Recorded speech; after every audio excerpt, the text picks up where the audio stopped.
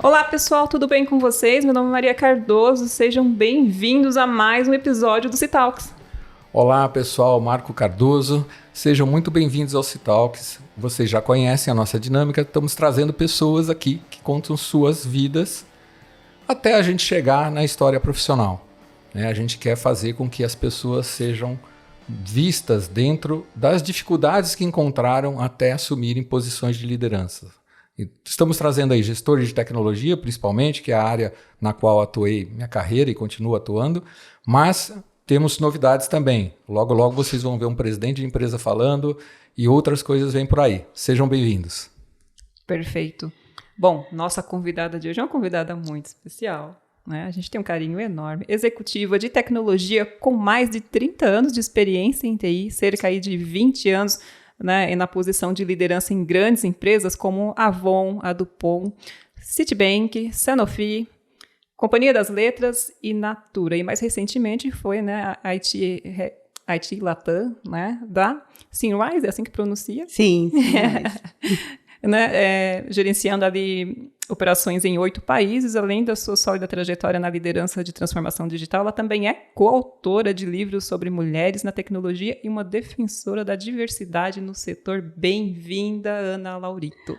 Ai, muito obrigada, uau! Bem-vinda, Ana. Obrigada, muito obrigada. Eu me sinto honrada de estar aqui. Foi um convite que eu aceitei com muito gosto, muita honra, né? Principalmente por conhecer vocês. Conheço recentemente, foi uma das gratas novidades que tiveram aí do ano de 2024, né? Eu tive a oportunidade de conhecer muita gente. Vocês foram pessoas especiais também durante esse ano. Obrigado. Né? E vamos lá, né? Vamos fazer uma linha do tempo, né, da sua trajetória, né, Ana? E lá, vamos voltar no comecinho, onde você nasceu. Ai, vamos lá começar. Muito bem. Até vou fazer uma menção aqui à querida Ana Negoro também, porque eu assisti o podcast dela, viu, Ana? Muito legal, adorei.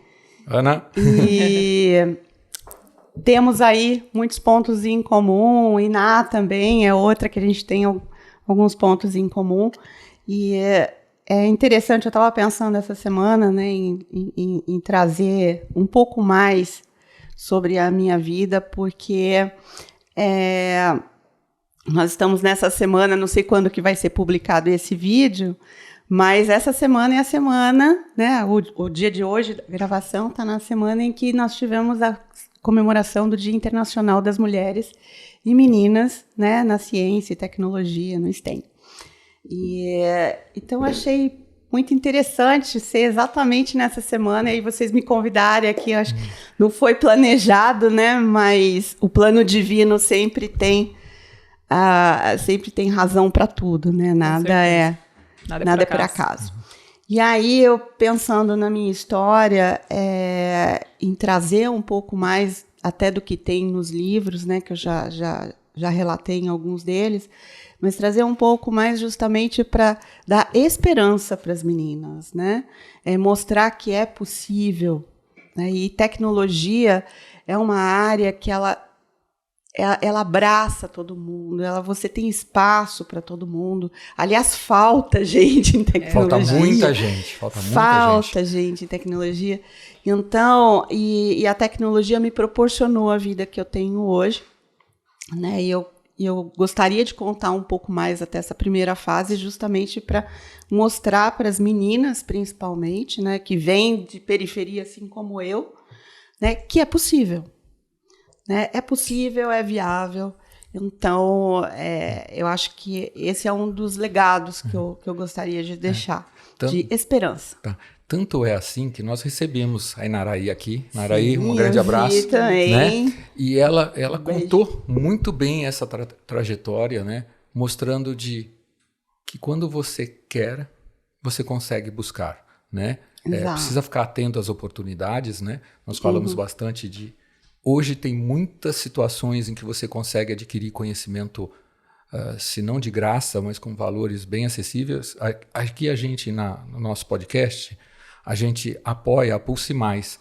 A Pulse Mais, por exemplo, é uma entidade que tira jovens, né, de vulnerabilidade social, né, para entrar na área de tecnologia, né? Inclusive tem um novo programa de mentor, estou fazendo lá, Eduardo, grande abraço.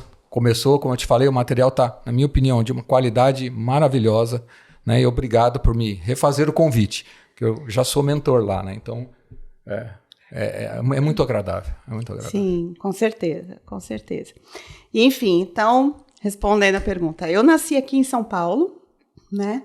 Mas aí começam os pontos de coincidência, vamos dizer assim, com a Ana, por exemplo. Né? Então, eu nasci em São Paulo, mas meus pais não são daqui de São Paulo. Meu pai é cearense, meu pai veio do interior do Ceará, numa cidade chamada Itapajé, que fica mais ou menos 130 quilômetros de Fortaleza, né? Bem interior mesmo.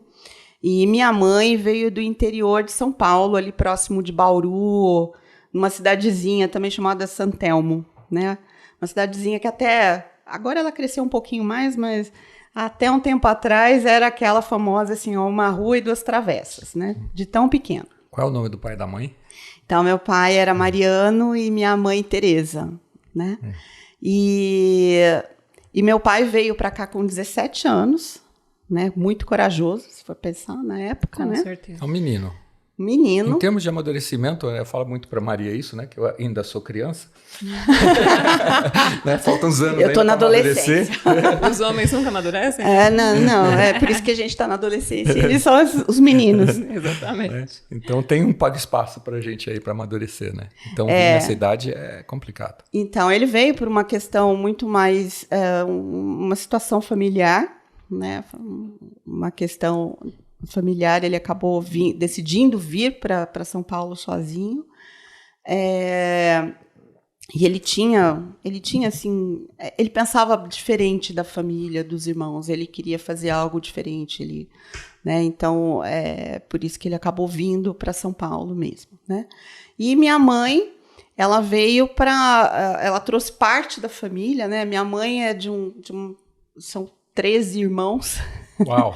Uau! Descendentes de italianos e espanhóis, então é uma família de 13 irmãos, onde minha mãe ela é exatamente no meio, né?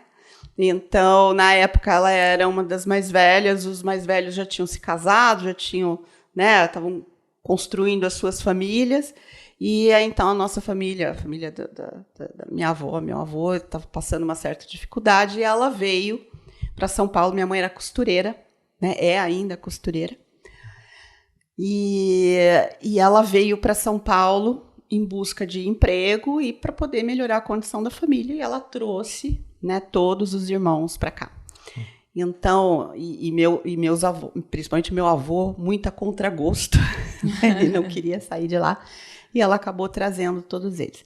Bom, e aí ela e meu pai se conheceram em um determinado momento lá da vida.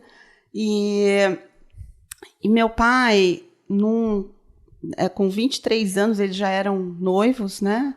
Namorados, acho que é. Meu pai teve um derrame, teve um AVC muito grave, com 23 anos. Ele ficou 1 ano internado, com cadeira de rodas, né? Afetou o coração, tinha uma expectativa de vida curta.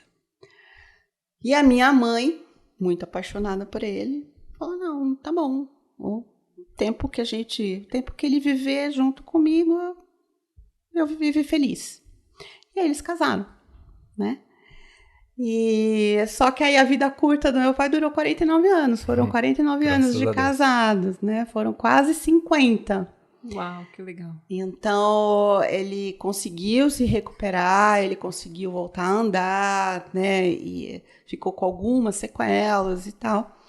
Mas aí, por conta de tudo isso, ele teve que ser aposentado por invalidez, né? E aí é que começa, né? Porque esse momento em que ele teve o AVC foi um momento crítico para a nossa família como um todo. E aí vocês vão entender agora, né? Porque ele não tinha estudo, né? Ele veio para cá, inclusive foi, né, uma situação assim interessante, porque ele trabalhava numa metalúrgica e ele tinha passado num processo para ir para uma outra empresa, né? Onde ele ia para um cargo maior, ia poder estudar e tudo mais. E aí o que aconteceu quando ele ele pediu demissão e na semana seguinte que ele ia se apresentar na outra empresa, levar os documentos, foi quando ele teve o AVC, né? Então, de novo, planos divinos, a gente não sabe. Quanto mais a gente acha que está no controle, menos a gente está. Exatamente. E aí, então, ele se viu numa situação, né? Aposentado, não tinha estudo, minha mãe também não estudou, minha mãe sempre teve vontade de estudar e minha mãe não estudou porque meu avô não deixava, né? Meu avô falava que mulher não precisava estudar, né? Então, ela só fez o primário e ela tinha vontade de ser professora de matemática, vocês imaginam? E então, os dois casaram assim mesmo, né? E a partir daí a vida foi bastante dura, né? Meu pai sempre teve empregos informais, né? Não podia trabalhar para a indústria, não podia trabalhar registrado e tal. Então, meu pai fez de tudo. E minha mãe sempre na costura, né? Minha mãe sempre costurando, seja para fora, seja para clientes, nas casas das clientes e tal. Então, a vida, financeiramente, ela era bastante dura. Morávamos numa casa, era no Campo Limpo. Para lá, viu, e nada onde você morava. Era bem... um tantinho depois, é isso? Era bem para lá, né? Rua de terra, né? Não tinha água encanada, era poço, né? Eu tinha poço em casa, né? Uma casa bem pequena, eram 2 cômodos, presta atenção, não eram 2 quartos, eram 2 cômodos, né? Então era diferente, né? E aí meu pai tinha um grande sonho de construir uma casa para a família, né? Com um pouco mais de conforto e também de estudar os filhos, né? Que a gente chegasse na faculdade. Depois de 8 anos ainda nasceu meu irmão, né? Porque eles ficavam esperando ter um momento melhor, aí chegou no momento que eles falam, não vai ter momento melhor, vai assim mesmo, então aí tiveram meu irmão, né? E meu pai, tudo que ele ia ganhando no trabalho, ele ia pondo na casa. Então, o salário dele sempre virava tijolo, cimento e tal, e minha mãe cuidava de todo o resto, né? Então, assim, a vida foi bem, né, com muitos altos e baixos, mais baixos do que altos. Né? Com muitas dificuldades, né? Como é a vida da maioria dos brasileiros. Né? Muitas dificuldades. A gente... minha mãe tem uma... Minha mãe sempre comentava, né, quando ela trabalhava na casa de algumas clientes que eram ricas mesmo, fazendeiras e tal. Minha mãe era muito conhecida, ela trabalhava muito bem. E aí, graças a Deus, ela trabalhou para pessoas que eram muito boas. Então, por exemplo, passava o dia e o almoço que os empregados recebiam era o mesmo dos donos da casa. E ela olhava assim, ela falava, nossa, que comida gostosa, né? E na minha casa, meus filhos não têm isso, né? Aí, minha mãe sempre foi muito sábia, né? Ela é uma alma iluminada. E aí ela falava assim, não, mas tudo bem, eu preciso me alimentar para poder dar condição para os meus filhos um dia terem isso. Então, vamos lá, né? Uhum.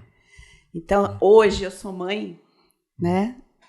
Eu sempre ouvi essa história, assim, valorizava e tal, mas eu não tinha esse sentimento. Hoje eu sou mãe, eu fico imaginando como que era. Né? Então, e assim foi, né? Tem várias outras histórias. Meu pai também, que sempre me apoiou muito nos estudos, né? Em tudo. Enfim. Então, esse era o meio que a gente vivia, né? Com muitas dificuldades. Minha mãe também é costureira.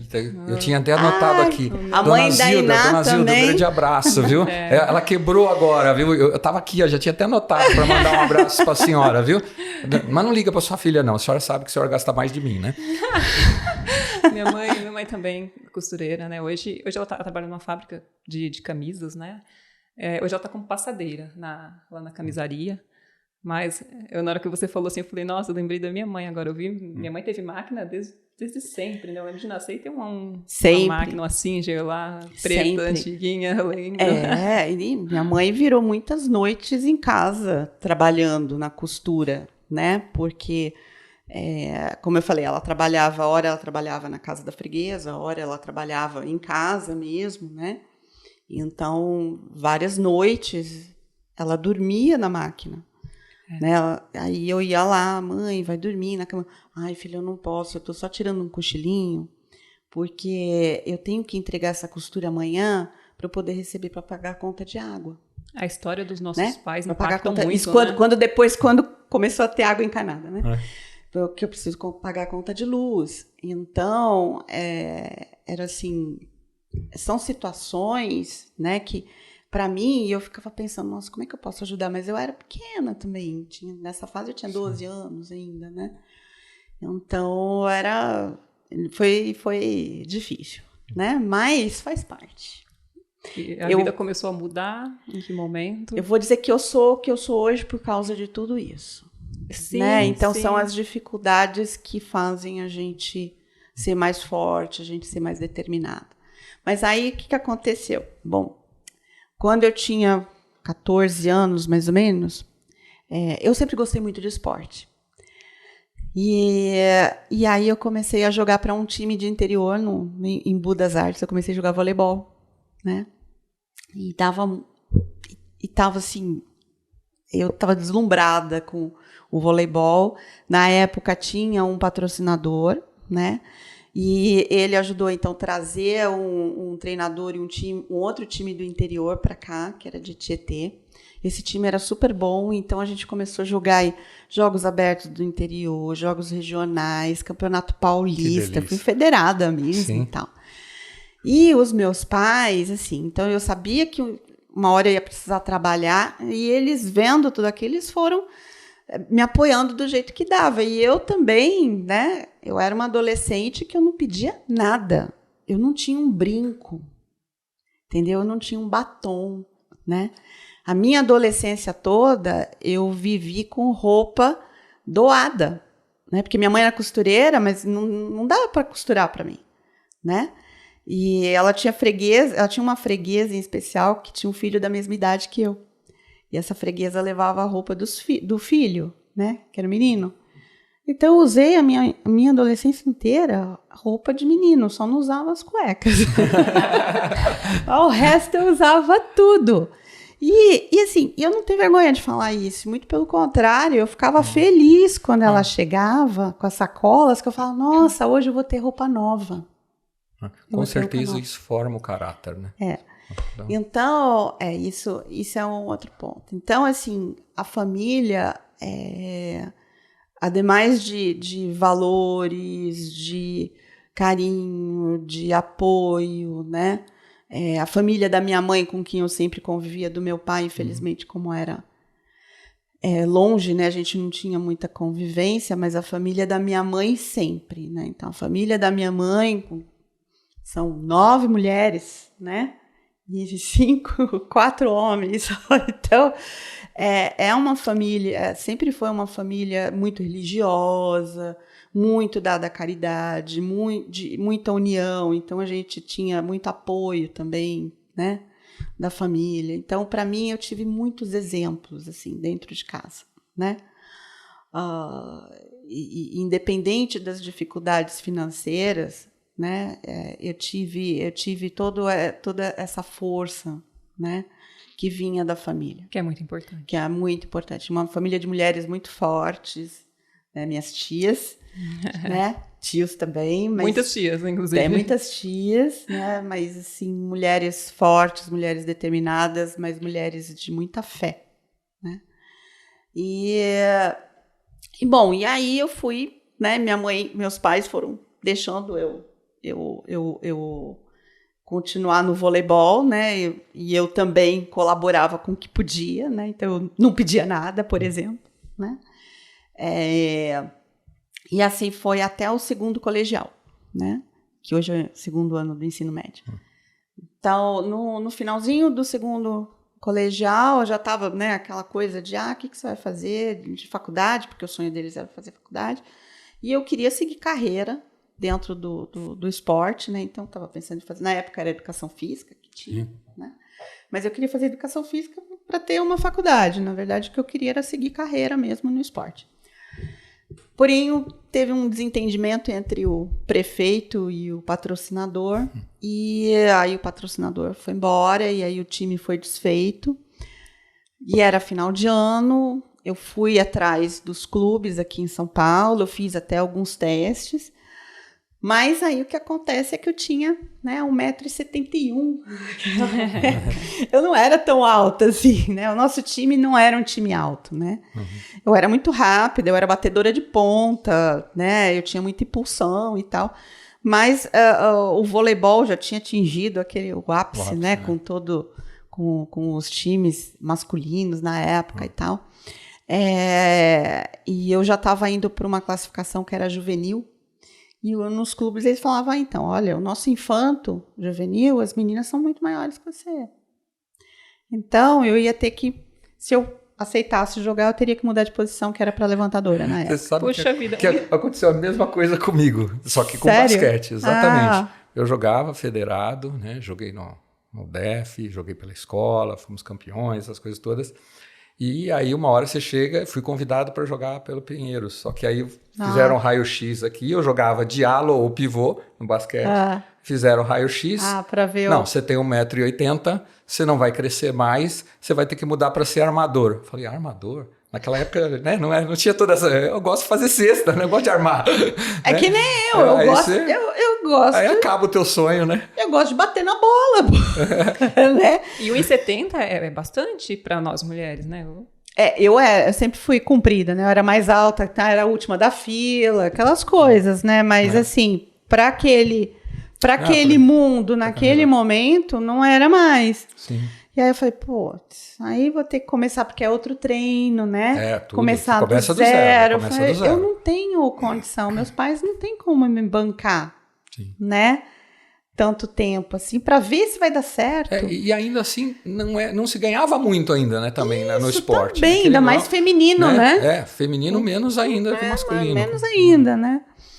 Então, eu falei, então vou ter que aposentar minhas chuteiras, né?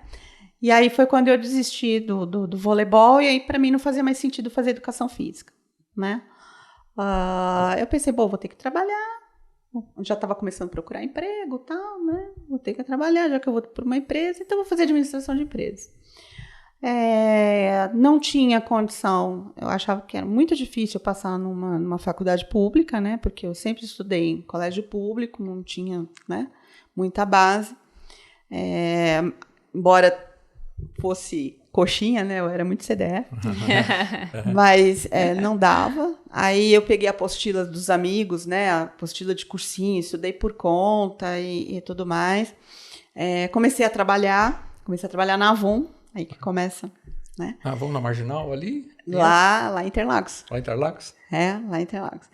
Comecei a trabalhar na Avon, passei na primeira fase da USP, não passei na segunda, e das outras faculdades particulares, a melhor era a PUC, né? Aí eu fui fazer PUC. Que é do outro lado da cidade, né? Eu falo da isso onde porque, eu morava.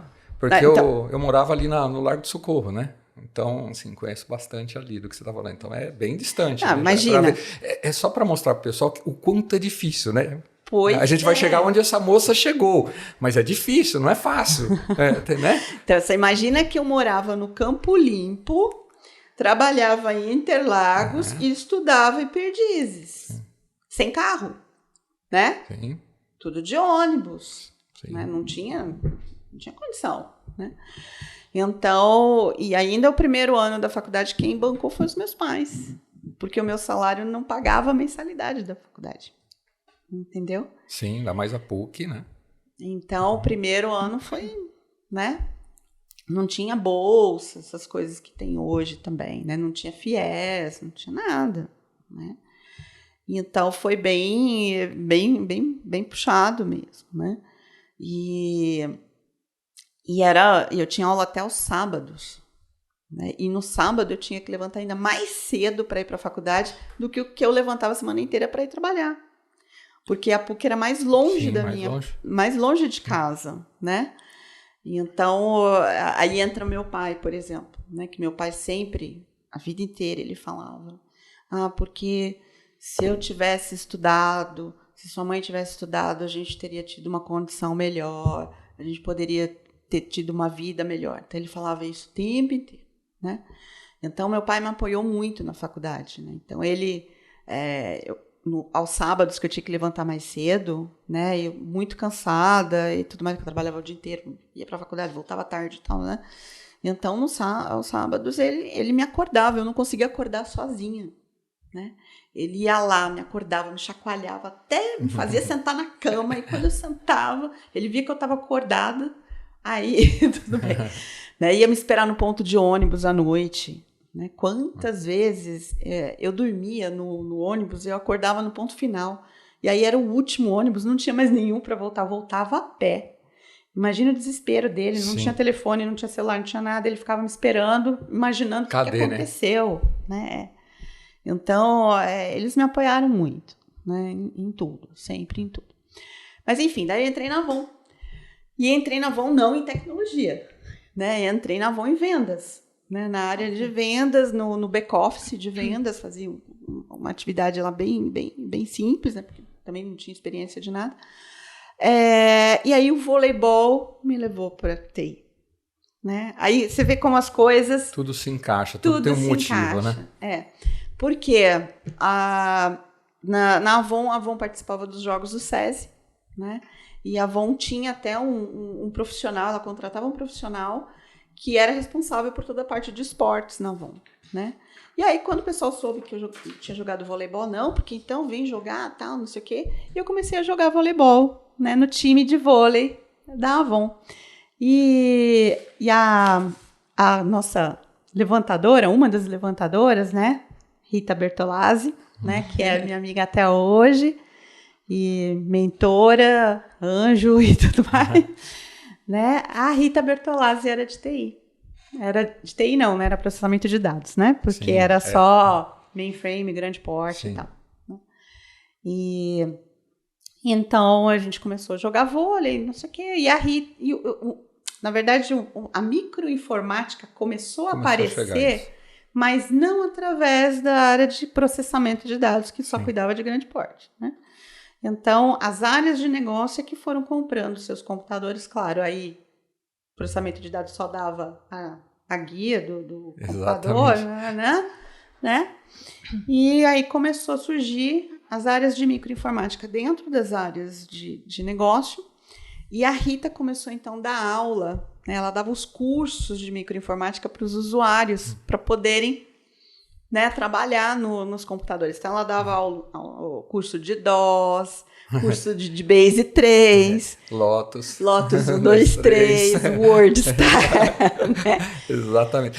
Só um parênteses nisso, né? A gente fala de Shadow IT, né? Shadow IT são as áreas usando TI sem que TI saiba. Então, isso já é um negócio bem antigo, tá?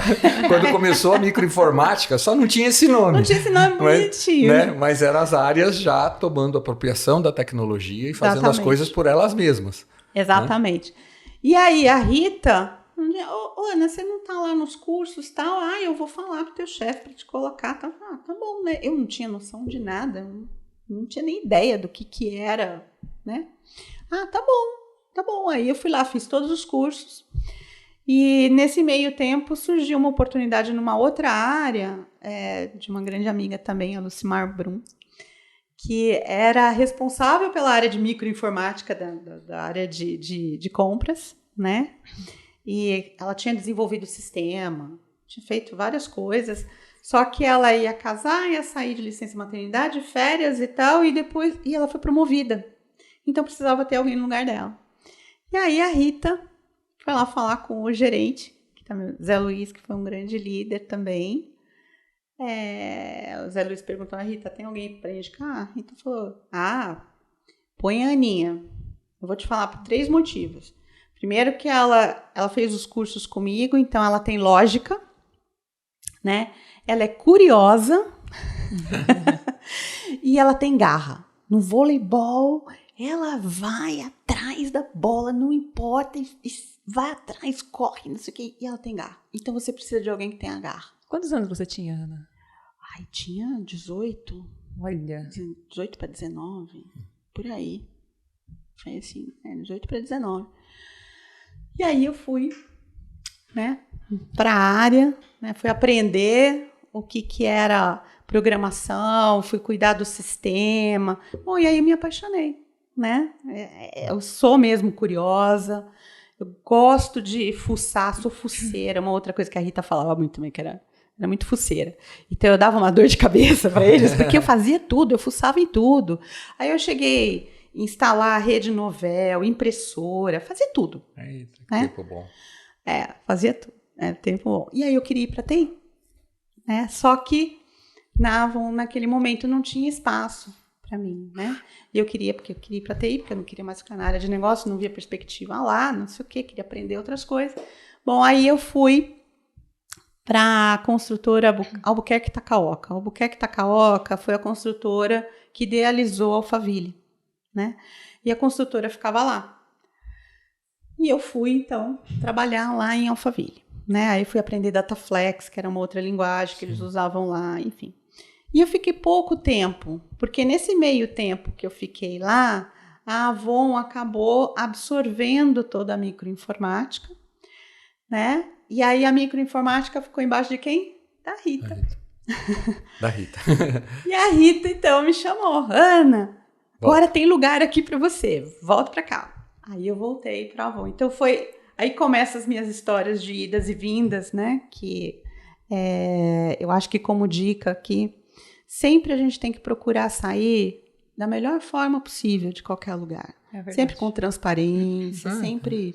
A gente nunca sabe o dia do amanhã, né? Quer dizer, tem que deixar as portas abertas, né? Exatamente, né? E sempre acho que fazer um bom trabalho também faz com que as pessoas lembrem de você, né? Então, eu era lembrada pelo bom trabalho porque eu saía de maneira muito transparente, né? Então, eu voltei para a Avon e aí eu fui para a área de TI. Aí já virou TI mesmo, né? Tal, para a área de microinformática. Aí foi que deslanchou mesmo a carreira dentro de TI, desenvolvi em COBOL, aprendi RPA, que a gente fala agora, eu já fazia naquela época, né, quando fazia a carga de dados no mainframe, que era o sistema que fazia leitura da tela, né, paginação de tela e tudo mais. Então, assim, foi uma época muito rica nesse sentido, né? Projetos. Só, Ana, antes da gente adentrar aí um pouquinho na sua trajetória profissional mesmo, eu preciso, né, perguntar assim, né? Como você teve uma experiência no esporte, fala o quanto o esporte pode impactar a vida de jovens, né? O quanto essa fase ali foi importante para você. Perfeito. Eu acho que, primeiro de tudo, tira o jovem da rua, né? Então, eu ia para a escola de manhã, aí outra, né? Eu era federada, mas a condição eu tinha que estar estudando. Uma coisa tem que estar atrelada à outra. Os Estados Unidos faz isso muito bem. Faz, exatamente. Né? Porque eles vinculam desde a faculdade. Desde a faculdade, bolsa de estudo, tem tudo a ver com esporte. Né? Exatamente. Então, primeira coisa é isso. O esporte faz com que você se mantenha na escola e tira da rua, né? Porque eu treinava quase que a semana inteira e jogava nos finais de semana, né? A outra coisa é que cuida, então, quando tira da rua e tudo mais, cuida daqui, né? E a outra coisa é que o esporte cuida do resto, né? Então, cuida do corpo, aí você se preocupa com a alimentação, né? Disciplina, te traz aí outras competências, como, por exemplo, trabalho em equipe, ainda mais quando você está num esporte coletivo, né? Exato. Esporte coletivo é isso, um depende do outro, não tem o estrelinha. O estrela não salva, né? Porque depende do levantador, porque depende de quem recebe, depende, né?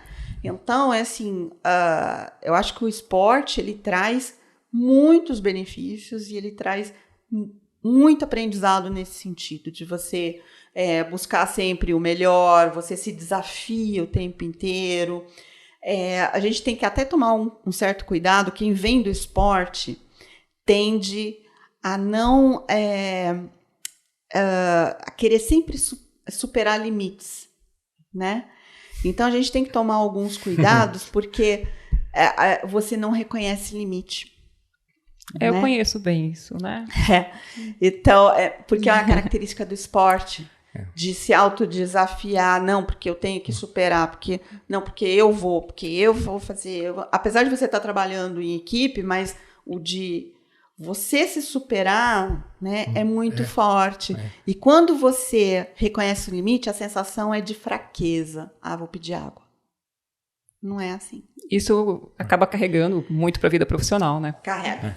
Fica trabalhando até mais tarde. Não, porque dá para fazer melhor, dá para fazer melhor. Carrega, porque você sempre acha que você... Não, eu vou dar um jeito. Eu vou dar um jeito. E tem outra coisa, né? A Maria sabe disso, ela tá me dando umas cutucadas aqui de lado. Você já percebeu, né? Eu tô falando do positivo e aí tem um aspecto só que a gente tem que tomar cuidado. Tem um aspecto que, assim, eu, inclusive, vendo isso para as minhas equipes que eu sempre trabalhei, né? Um abraço para todo o pessoal. Não dá nem para falar os nomes, né? Que já há muito tempo de carreira. Né? Eu também. Mas, assim, eu sempre vendo, assim, quando a pessoa entrega ali o projeto, entrega uma atividade, eu falo assim, foi bacana, muito legal, tá legal. Vamos pensar como é que a gente pode fazer melhor na próxima. Justamente por causa disso. Né? Isso veio, essa garra de fazer o sempre melhor, porque no fundo a gente como ser humano sabe que acontece isso também, né? Sim. Eu posso entregar alguma coisa agora, mas certamente você já aprendeu algo a mais. Sim. Então, num sentido cíclico, você sabe o tal do PDCA, né? Então eu consigo agora analisar o que eu fiz e sei que posso fazer melhor, né? Porque às vezes você não consegue fazer o seu melhor por causa de prazo, né? Porque você não tem os recursos necessários. Então, sim, tá sempre fazer o melhor. Só que isso tem esse revés. É falta de sono, muitas vezes, né? É porque você precisa entender qual é o limite e aceitar, né, o limite. Então, esse é a parte difícil. Esse é um desafio para quem vem do esporte, aceitar o limite, né? E aceitar um limite não como fracasso, mas como... É um limite mesmo, ou até como oportunidade, entendeu? Então, eu acho que o esporte é essencial para os jovens, né? Então, quem puder praticar, por favor, seja o que for, tá? Hoje a gente tem vários centros esportivos, então acho que o esporte ele é essencial para o jovem e para aqueles adolescentes como nós também, entendeu? É uma pena que muito... Você falou que você estudou em escola pública, né? Comigo não foi diferente. Eu estudei em escola pública até chegar na faculdade, né? E já na época já era bem... O comecinho ali, que eu me lembro de criança, né? Assim, tinha até vários equipamentos, etc. E depois isso foi sumindo na escola. Até as quadras foram sumindo muitas vezes, né? As quadras foram ficando quebradas, estragadas, né? E faz todo sentido. O poder público precisa juntar educação e esporte. Esporte precisa. As duas coisas precisam caminhar juntas. Isso é um apelo que a gente faz desde o primeiro programa, né? A educação, o conhecimento... E o esporte tiram as pessoas, ou na verdade melhor, levam as pessoas para outro patamar. Para, assim, outros caminhos. E outros caminhos, né? Então, quando você fala em drogas, principalmente, né? Então, eu acho que é um caminho realmente que precisa ser reforçado pelo governo ou até mesmo pelas instituições privadas, se puderem também apoiar. Né? Quando você retornou para a Avon, você voltou a jogar também? Continuou ali jogando? Então, eu continuei jogando no time da Avon, né? Na verdade, eu fazia tudo, né? Porque aí em trabalho é diferente, né? Então, eu jogava vôlei, eu corria, eu participava do atletismo, então eu corria, eu saltava. O Elinho, que era o nosso professor que cuidava dos esportes lá, ele me botava em tudo. Ia fazer o decátlon, né? Nossa! Né? Porque como eu já vinha do esporte, então você também tem um outro preparo, né? Um outro preparo físico e tal, mesmo que estivesse parada, vamos dizer assim, dos treinos, né? E eu também era novinha, né? Então... participava, por exemplo, corrida dos 100 metros, eu estava em todas, porque para mim era fácil, né? Salto em distância, salto em altura, eu fiz tudo, né? Mas o voleibol era o principal, o voleibol era do coração. O voleibol... Como você voltou para a área de TI nessa segunda vez mesmo, e já para trabalhar com tecnologia? Sim, aí quando eu voltei a segunda vez foi para voltar para a área de tecnologia mesmo, né? E aí também continuei ainda jogando um pouco, né? Mas o que aconteceu é que daí nesse período, participando dos projetos, começava um movimento mais global, então participei de grandes projetos, por exemplo, eu atuava muito com a fábrica, a parte de supply chain, né? Fábrica, logística... Planejamento e controle de produção, toda a parte né? de shipping, mais o order fulfillment mesmo, né? Então, e eu adorava. Então, eu falo que eu tenho um pé na fábrica. Então, eu adoro indústria e aprendia muito. E aí eu participei de um projeto que foi muito bacana, que foi de automação de toda a área de distribuição, né, de shipping e de logística. Tive a oportunidade daí com isso viajar. Fui para o México, para a Espanha, para a Alemanha, para os Estados Unidos. Então, e aí os horizontes começaram a se isso que eu ia te perguntar. Perguntar não, você falar assim, conta como os horizontes aumentam quando você tem oportunidades como essas. Pois é, demais. Ainda mais, como a gente estava falando um pouquinho antes, né? Ainda mais para mim, que vim lá da periferia, né, que eu estava assim buscando só uma faculdade, trabalho para se manter e não sei o quê. De repente, eu estava lá em projetos eu já fazia inglês, né, na Avon mesmo. Durante a minha vida de estudante, né, eu ganhei, porque como eu era CDF, que eu falei, então tinha aquelas escolinhas de inglês que iam lá, né, distribuir bolsa para poder fazer marketing da escola e tal. Então, eles distribuíam para os primeiros alunos da sala. Então, eu já tinha um pouco de inglês, mas depois a Avon também subsidiava, né? Então, eu fui fazendo inglês na Avon, fiz uma imersão, né, aí eu trabalhava, né, minha imersão só podia ser o período de férias, né, então tirei uma férias lá de 4 semanas e fui fazer imersão nos Estados Unidos, né, lá na Califórnia. Mas você ainda não estava na gestão ainda? Não. Estava em gestão? Não estava, não tinha não equipe ainda. Não. E aí nesse período foi um período que, com esses projetos que a gente teve que viajar, e aí quando eu comecei a viajar para fora, que eu falei, nossa, quando eu fiz o curso, aí eu fui fazer o curso, né, a imersão nos Estados Unidos, e nós fomos para a Califórnia, e na Califórnia tem uma Disney, né, a Disneyland, né, que na verdade é onde tudo surgiu, onde começou. Né, e eu fui para lá. Imagina o orgulho dos pais, né, também. Olha, seus pais com isso. Foi. Para mim, aquilo foi um marco. Assim, eu falei, nossa, olha o mundo do lado de cá. Como é que é? E depois, né, que esse mundo cresce pra gente, ele nunca mais...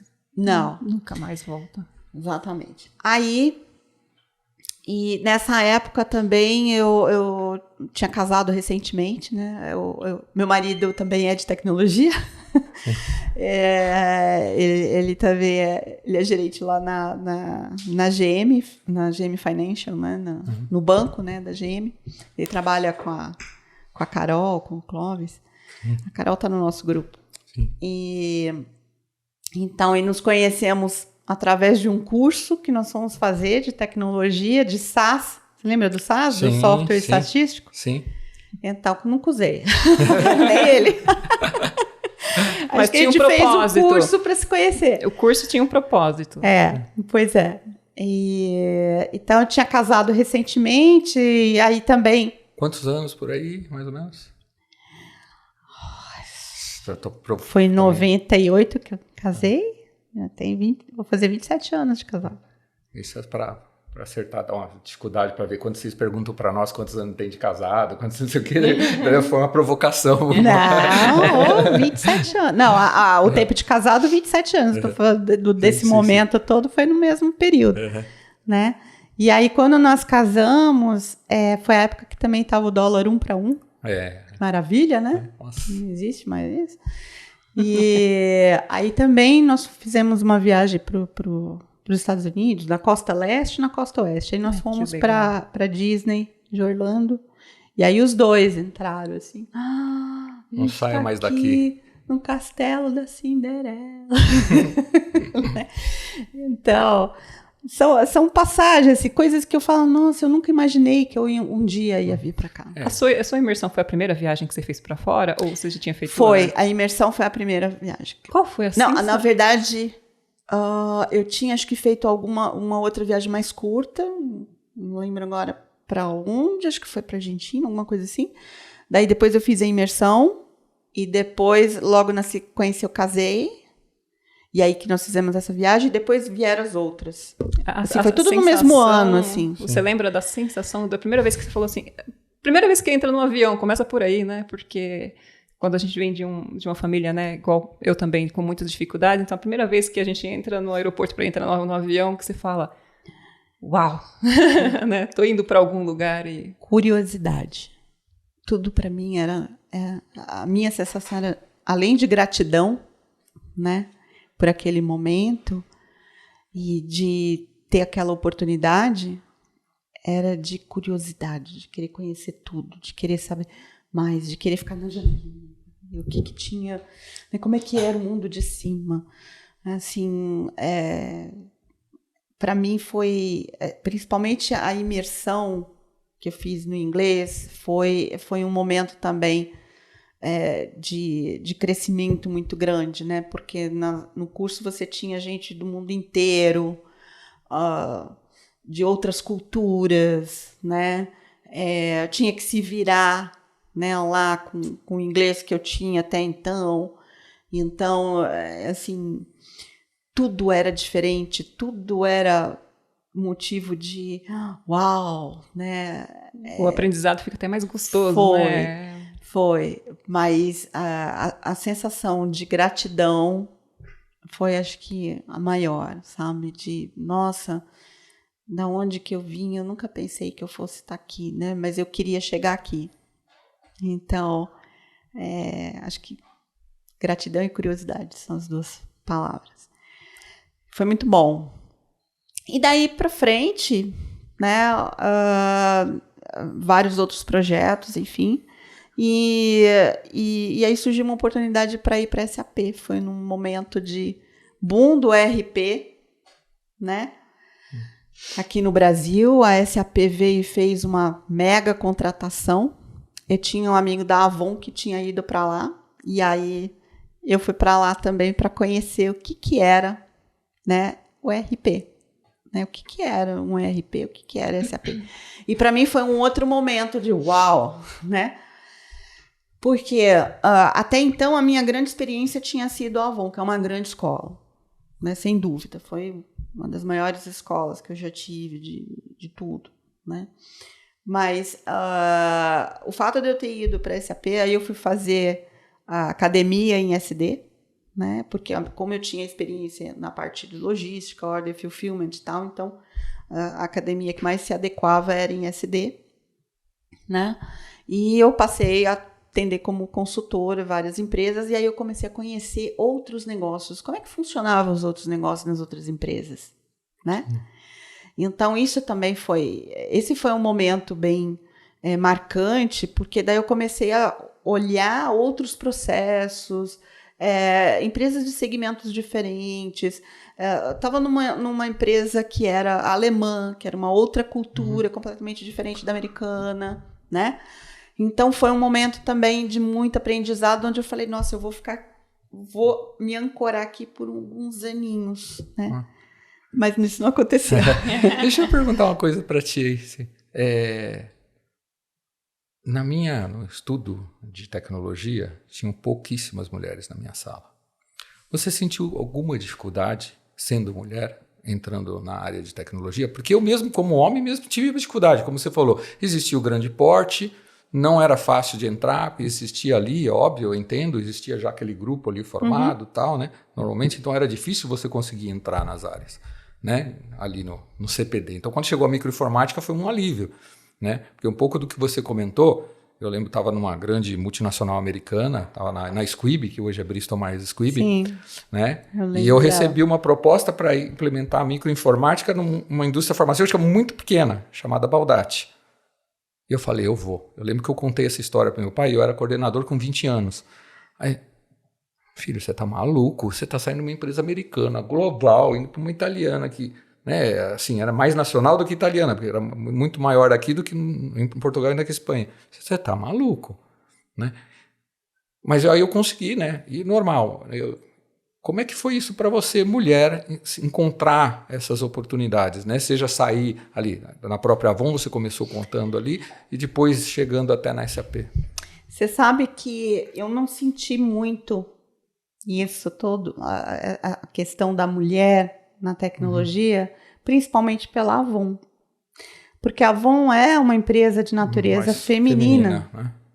Então, a gente já estava habituado com a presença da mulher nas lideranças. A presidente da Avon, na minha época, era mulher, que era a Andrea Jung. Aí tinha também, mesmo na área que eu estava, né, antes de ir para... aí eu vou falar de um outro momento de Avon, porque eu tive mais um momento de Avon. Eu reportei para uma VP, que era Eneida Bini, e depois ela foi presidente da Avon. É uma das mulheres mais assim, inteligentes, fantásticas que eu já conheci na vida, assim, extremamente competente. Então, quer dizer, e mesmo em TI, existiam várias mulheres, né? Eu posso citar a Andréa Pereira, era na época da minha época, a Simone Okude, enfim, tem a Cláudia Meira também passou pela Avon, né? Ela passou um tempinho depois. Mas, assim, então já tinha a presença da mulher, né? Então a gente não sentia essa diferença. Eu não sentia nenhum tipo de tratamento diferenciado. Nada, né? Porque era uma empresa, eu tive essa sorte durante quase 20 anos, vamos pensar em idas e vindas, de estar numa empresa que era para mulher, né? Então eu não sentia essa diferença. Eu senti depois. Depois sim, né? Mas esse período, principalmente de entrada e tal, foi super tranquilo, né?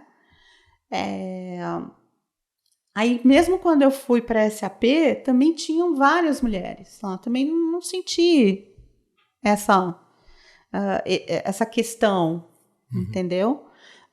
Já se percebia ter menos mulheres do que homens, né? Porque tinha uma busca também, é o que eu estava falando. Na faculdade, assim, eu acho que na minha sala tinha 80, tinha 2 mulheres na sala, né? Sei lá, alguma coisa assim. Porque também o mercado de trabalho, né? A presença da mulher dentro das empresas, das organizações, ela também foi num crescente, né? Isso não é só em tecnologia, né? Mas em todas as áreas aconteceu isso. Então, vamos dizer que a gente não percebia tanto, né? Então, isso passou. Então, SAP e tal também. Aí, estava lá no SAP, achei que ia ficar um tempo. Aí, de novo, a Avon me convidou para voltar. Terceira vez. A terceira vez para uma... aí foi a minha primeira posição de liderança. Aí era um desafio de liderar uma equipe multifuncional para um projeto que tinha um cunho de tecnologia, porque era um upgrade do sistema que nós tínhamos lá no mainframe, né? E mais a migração do data center daqui do Brasil para os Estados Unidos, mas junto com isso também promover uma revisão de processos, já pensando num ERP futuramente. O sponsor do projeto era do negócio e ele já tinha a ideia de trazer um ERP, né? Até aquele momento a decisão de ERP era local, né? E era muito vinculada ao business. Então, aí eu decidi voltar, né, por conta do desafio da liderança, porque era a primeira vez que eu ia realmente assumir uma liderança numa outra posição, né, e de aprender também com esse projeto, que era um projeto enorme, que tocava a empresa como um todo, né, e... fora de TI, né? Eu voltei. Essa área não reportava para TI. Uma célula independente. Ela reportava para o negócio, né? Mas eu tinha um papel que nos dias de hoje era muito parecido, era um IT Business Partner. Né? Inclusive eu voltei, eles lembraram por quê? Porque a Ana era de TI, porque tem o background de TI, porque conhece o sistema, conhece os processos, não sei o quê, né? Então, fazia sentido para eles, independente de reportar por área de negócio, né? Trazer alguém que tinha sido de TI, né? E eu decidi voltar por conta do desafio, tanto da liderança quanto do projeto em si, né? E da liderança eu vou dizer que foi assim, também um marco, né? Porque foi a primeira vez. E com um time que já era um time mais... não era um time de analistas, era um time mais maduro, era um time de múltiplas áreas, que tinham conhecimentos diferentes. Então, e a primeira vez que você é líder, você apanha, né? Você já estava mais madura ali, pensando em idade, mais ou menos assim? Mais ou menos. Não, precisa fazer a conta certa. Nossa, não lembro. Eu acho que um pouco meio antes dos jovem. 30. Um pouco antes jovem. Não. A Ana não é madura nem agora. De jeito nenhum. Antes dos 30. E aí foi que aprendi, né, que liderança é um grande exercício de autoconhecimento, acima de tudo. Né? Eu acho que a terapia é super importante na vida para a gente fazer. O líder, ele tem que fazer terapia, sim, né? Porque mexe muito com autoconhecimento, né? A atitude do líder influencia diretamente na equipe, né? Então, eu passei por todos os erros, né? Então, eu era centralizadora, fazia microgestão. Era terrível, porque eu confiava no meu trabalho, né? E eu sabia o que tinha que fazer e eu fazia bem. E confiar no time. E agora? Né? Então, eu passei por todas essas fases, etapas, né? Todas essas etapas de aprender o que é a liderança e qual a beleza de você liderar, que é você fazer... É você trazer as pessoas, né? Você mobilizar as pessoas para um objetivo comum que seja, mas sem ser imposto, sem ser através do medo, né? Mas de forma colaborativa e tudo que eu acredito hoje, né? Que um líder precisa ter. Mas eu já fui lá atrás. E eu tive que aprender que, nossa, como que as nossas atitudes influenciam, né, no time. Então foi muito rico, principalmente do ponto de vista de liderança. E eu tive líderes assim fantásticos, né? O primeiro foi quem me levou lá, que foi o Luiz Barcelos, que ele era o VP de Customer Service e toda a parte logística, né? Tenho até uma lição que eu queria colocar aqui, que foi uma das maiores lições que eu tive de liderança, que eu nunca mais esqueci. Foi com ele tinha uma determinada situação, né, que era tudo muito manual, por isso que a gente tinha os projetos de melhoria, de processo e tudo mais, né? Tudo que é manual está sujeito a erro, né? E aí tivemos uma situação, um erro que acabou afetando, né, as revendedoras e tudo mais. Foi um caos, aí monta a sala de crise, todo mundo para discutir com ele, na sala dele, inclusive. Então, e aí vem o VP de vendas, né? Porque eu quero o nome, do responsável, tal, não sei o quê. Aí ele muito calmamente, ele é um carioca, né? Ele muito calmamente, e quem tinha feito o erro estava ali, né? Então, você imagina a pessoa morrendo de medo, né? Você quer? É um nome que você quer? Tá bom, anota aí. Luiz Barcelos. Como assim? Você, Luiz? Imagina. Você está pedindo o responsável pela área. O responsável sou eu. O maior responsável pela área sou eu. Sim. É esse nome que você vai levar lá.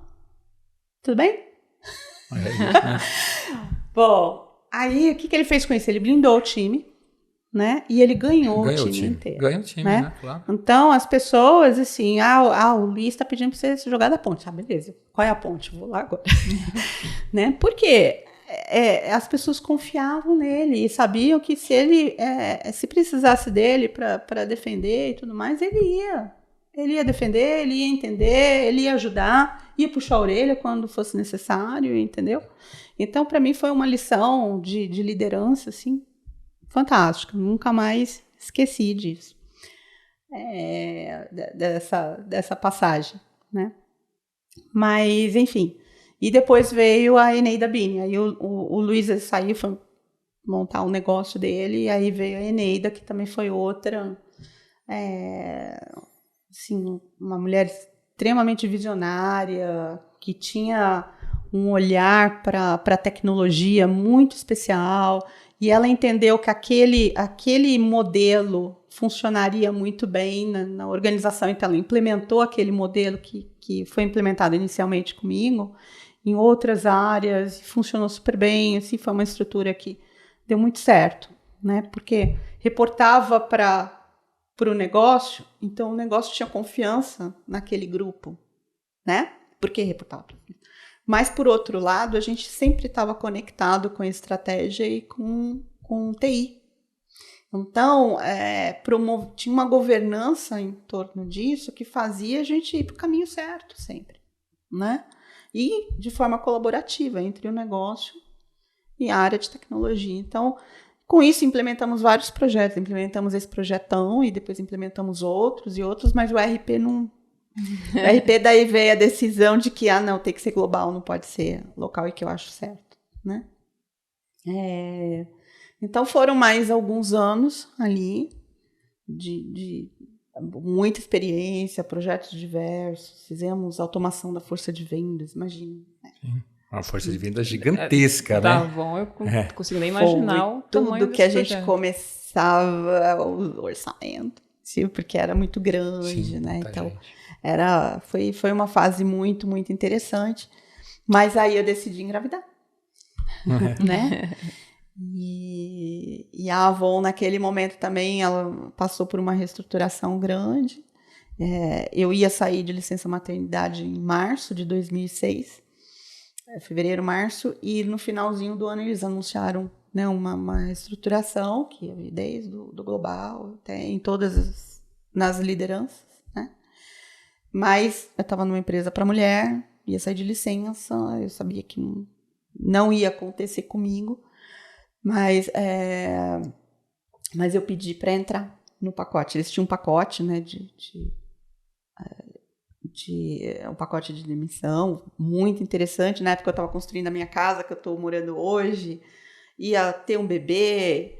Aí eu falei assim, eu já cheguei onde eu tinha me desafiado a chegar, né? Tô feliz aqui, tô resolvida, não quero ser CIO. Não quero. Não, tá bom aqui, beleza, né? Vou ter meu filho, quero ficar mais tempo com meu filho e aproveitar o pacote, né? Que era interessante, para eu poder abrir um negócio, né? Empreender e ficar mais tempo com ele, terminar a casa e tal. Qual o nome do filho? Alexandre. Alexandre. Oi, Lelê, esse é para você. Então, e aí, e assim eu saí, né, depois da licença maternidade. Então a Avon foi super honesta com tudo e tal, então foi boa casa para trabalhar. Sim, eu não tenho nenhuma vírgula para falar. Fora as amizades, o clima, tudo, né? Aí aí eu recebi todo o meu pacote e tal, terminamos a casa, amamentei meu filho até 1 ano e 2 meses, foi ótimo, mas não sobrou dinheiro para abrir o negócio, porque a casa, né? A casa consumiu muito mais do que a gente tinha planejado. E eu tive que voltar para o mercado, né, quase 2 anos depois. Mas eu voltei resolvida, eu sabia que ia ser muito difícil eu dar continuidade da onde eu tinha parado, né? Então, quando eu voltei muito tranquila. Tá bom, vou precisar voltar para o mercado, vamos ver quais são as minhas forças. E na época era projetos, né? Eu estava muito envolvida com os projetos, né? E aí eu entrei no Citibank, que aí foi outro mundo. E o segmento é diferente? Exatamente. E por que eu entrei no Citibank? Né? Eu tinha participado de alguns outros processos para banco, e que tinha ido até os finalmente, mas eles falavam, a gente gostou muito do seu perfil e tal, mas você não tem experiência com banco. Aí, quando surgiu essa oportunidade no Citi, era para PJ. Aí eu falei, quer saber? Eu vou com PJ mesmo, porque eu quero conhecer banco. Vamos lá conhecer banco, porque assim, não vou mais ouvir, né, isso de, não, Sim. Você não tem experiência com banco. O que me desculpa, assim, eu acho que é um grande erro das companhias acharem que você obrigatoriamente tem que vir do mesmo segmento. Eu também concordo totalmente com você. Eu até entendo, porque, afinal de contas, trabalhei 30 anos na indústria farmacêutica. Então, eu entendo o pensamento, né? Mas, dependendo da pessoa, isso não traz inovação. Exatamente. Eu concordo totalmente. Acho que tem vários aspectos aí, né? Da minha carreira toda, eu tive a oportunidade de passar em vários segmentos, né? E isso foi tão rico para mim, né? Porque primeiro você desenvolve uma capacidade de você buscar entender o negócio, né? E como você já passou em vários diferentes, então você tem, né, nos seus registros coisas que são semelhantes, outras não, né? E tal. Então você consegue primeiro mapear muito rapidamente o negócio, né? E o segundo aspecto você consegue também mapear aquilo que poderia melhorar, porque você já vivenciou em outros, né? E que de repente poderia aplicar ali, mas que ninguém nunca aplicou, porque ninguém olhou para fora. Porque não conhece, é isso aí. Porque ninguém nunca olhou para fora, né? Não conhece. Então, eu acho que o que é rico, né, numa organização, se você traz sempre mais do mesmo, você não consegue inovar, né? Sempre vai trazer as mesmas experiências, né? Então, pode mudar uma coisinha ou outra, mas a visão, ela continua ela continua viciada, né? Então, hoje, eu compreendo e valorizo. Isso, para mim, é uma diversidade também. A diversidade, não é só a diversidade de... Sim. Né, diversidade é tudo, né? Exatamente. É tudo. Mas é diversidade de conhecimento. Depois eu vou comentar uma outra passagem também. Enfim, e aí eu fui para o Citibank na área de projetos de infraestrutura, que também era algo... Eu sempre convivi muito com desenvolvimento, né? Então foi a primeira vez que eu comecei a trabalhar com infraestrutura mesmo. Eu tinha, no passado, instalei impressora, rede novel e tal, mas depois nunca mais mexi. Né? Então, quando eu entrei então, no Citibank para projetos de infraestrutura também, foi uma outra mudança, foi uma grande ruptura, porque banco tem uma outra dinâmica diferente de indústria. Você lança um produto, né, da noite para o dia, diferente de indústria. Você tem mais regulamentações, que daí o Banco Central, porque né? Então você tem que a Febraban lançou e tal, em 30 dias você tem que mandar. Então aquele monte de projeto para todo lado, né? E assim, e o banco tinha adquirido a operação de cartões na época, né, do credit card. Então, eles estavam fazendo, na verdade, era o merge, né? Então, eu entrei para esse projeto, né, do merge, e que era um projeto enorme, assim, eu pegava o budget só da minha parte, que eu fiquei com toda a parte de servidores, era muito dinheiro, né? Muito dinheiro, né? E aí você começa a ver o outro lado também, né? Porque a indústria conta moedinha, né? E o banco, né? Diferente. A outra coisa é a importância de tecnologia dentro desse tipo de segmento que vive de informação, né? Certo? O que o banco produz? O banco produz informação. Então, TI era gigante, né, dentro do banco. Muito maior do que eu tinha visto já anteriormente. Então, foi um outro aprendizado.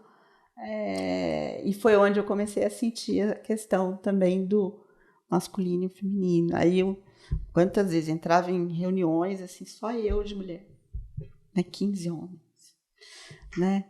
E banco também é mais, tem uma cultura mais agressiva. Não que as pessoas sejam com você, assim, não é isso, é o jeito. Na verdade, é quando a própria organização é assim, né? Isso. Tem a cultura de precisa, né?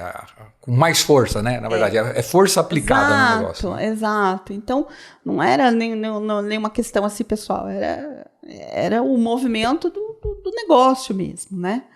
E eu falava, meu Deus, onde é que eu vim? Onde que eu vim amarrar o meu burrinho? Mas foi lá que eu também tive várias outras experiências, também foi muito... E muito aprendizado. Muito aprendizado, né? Um outro negócio completamente diferente, enfim. Mas aí também um pouquinho depois de eu ter entrado, veio a situação lá nos Estados Unidos, onde... 2008? Né? 2008. Onde o Citibank, a crise da bolha. Do subprime. Da bolha, isso. Subprime. E os bancos estavam no olho do furacão ali, né? Sim. Então, aí teve toda uma retração também de investimentos e tudo mais, e eu era terceira, não sabia se ia ter continuidade, aquela coisa toda. Aí acabei saindo do banco, aí eu fui para a Cleartech. A Cleartech é uma consultoria que prestava serviços para as empresas de telefonia. Então, é um outro negócio também, completamente diferente. Né? Era um birô de serviços de tecnologia para as indústrias de telecomunicação, telefonia, basicamente. Uhum. Né? E eles tinham ganho, na época, a concorrência para fazer a migração para fazer a portabilidade numérica, né, que era a migração de número de telefone celular de uma operadora para outra e tal. Né? Então era um baita de um projeto, aí com isso eles ganharam visibilidade, também ganharam outros projetos e eles não tinham uma estrutura de gestão de projetos. Então eu fui para lá como PMO para estruturar a área de projetos. Né? Então eu fui, montei e tal, bacana, né, implementei. E aí, o que aconteceu é que também, aí começou a marola chegar aqui, né? Dos Estados Unidos começou a chegar aqui, então os projetos, todo mundo começou a recuar e eles acabaram desmobilizando o time, deixaram só aqueles focados na portabilidade, que era mais importante, né? E aí eu fui para a BBKO. A BBKO era uma consultoria de SAP. Eu fui implementar projetos de SAP, né? E como gerente de projeto. E enquanto eu estava lá, daí o Citibank me chamou de volta, né? Aí o Citibank me chamou como portfólio manager, né? Daí para uma função mesmo dentro da estrutura, como funcionário e tudo mais, para os projetos corporativos e alguns projetos de negócio, né? Para liderar o time de projetos. E foi alguém que já seu conhecido lá?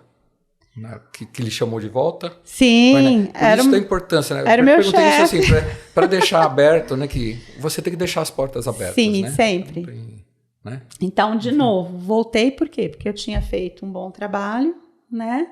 Tinha deixado um bom legado e saí também de forma transparente. E quem me chamou foi o meu chefe, o antigo chefe. Então, aí eu voltei. O verdadeiro bom filho a casa torna. Aí eu voltei, eu fiquei mais alguns anos, implementei um dos projetos que foram mais críticos da minha carreira, que foi era uma consolidação de data center, né, então era a migração dos data centers daqui da América Latina para os Estados Unidos. Eles estavam criando, né, os mega data centers, assim, em algumas regiões. E super crítico, né? Porque você imagina que Latam inteira, você parando banco não para, né? Banco é 24/7. Então, como é que você para banco para fazer uma mudança dessa, né?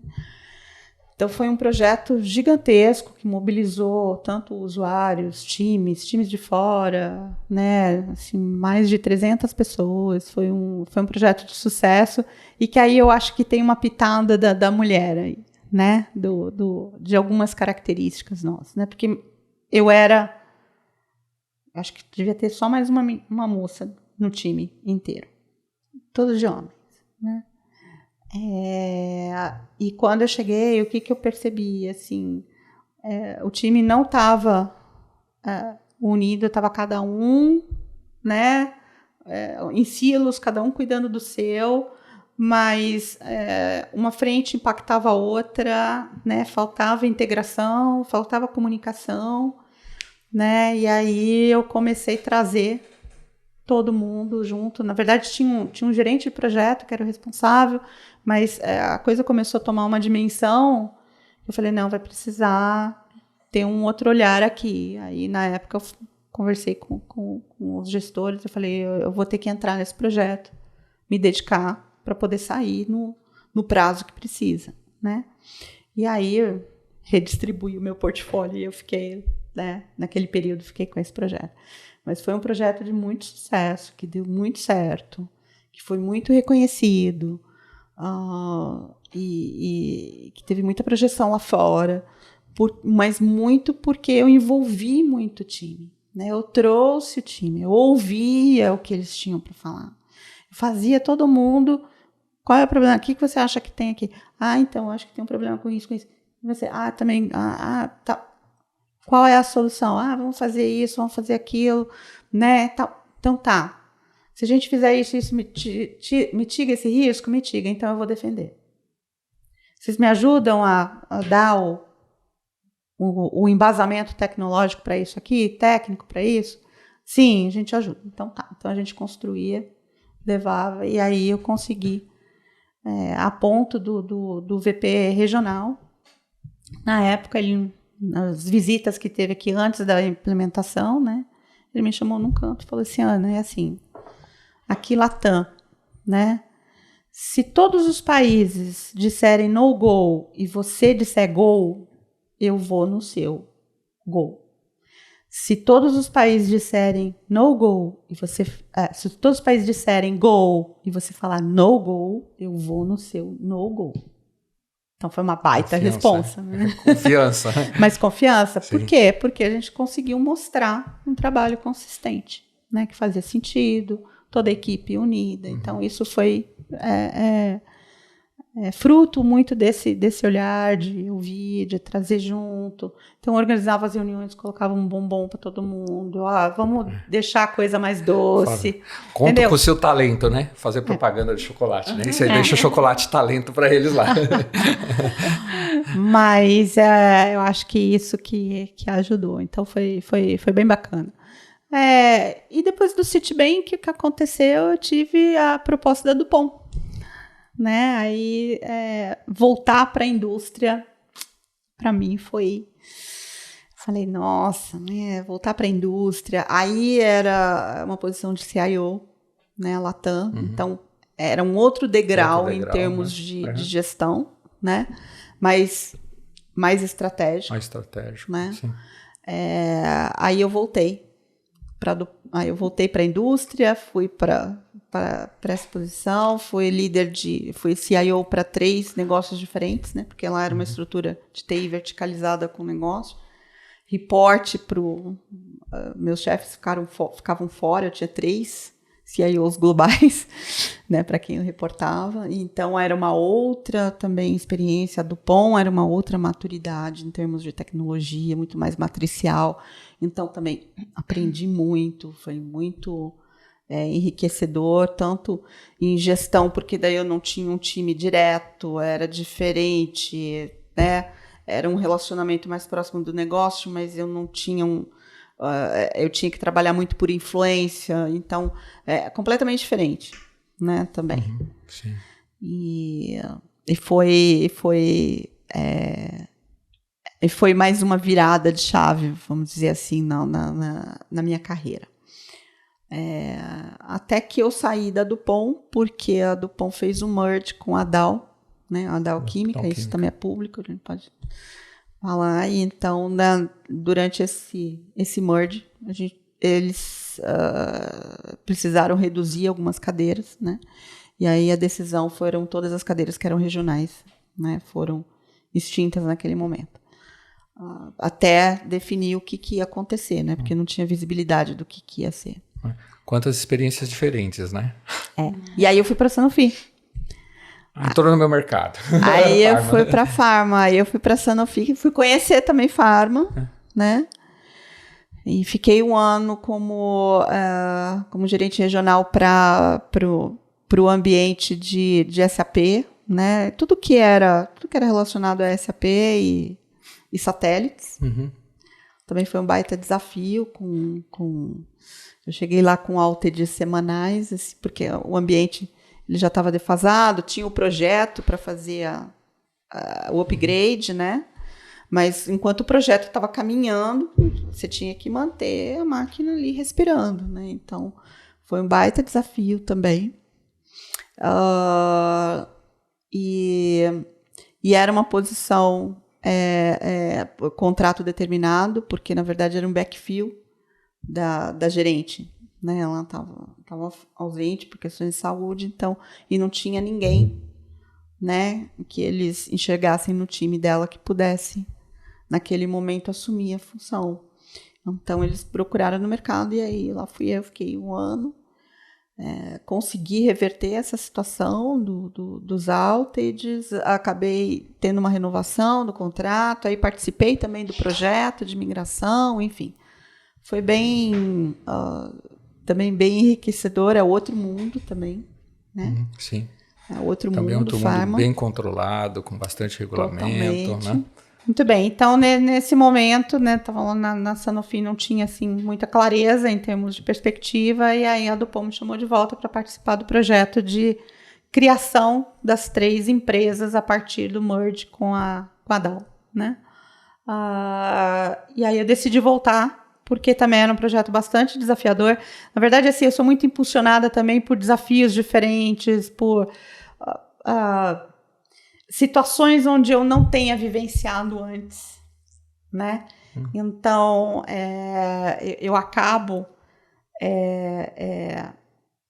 encontrando, né, nessas oportunidades também oportunidades de desenvolvimento e crescimento, né? Então, e eu não me arrependo de nenhum desses movimentos. Eu acho que, embora não tenha sido parte de uma estratégia de carreira, né?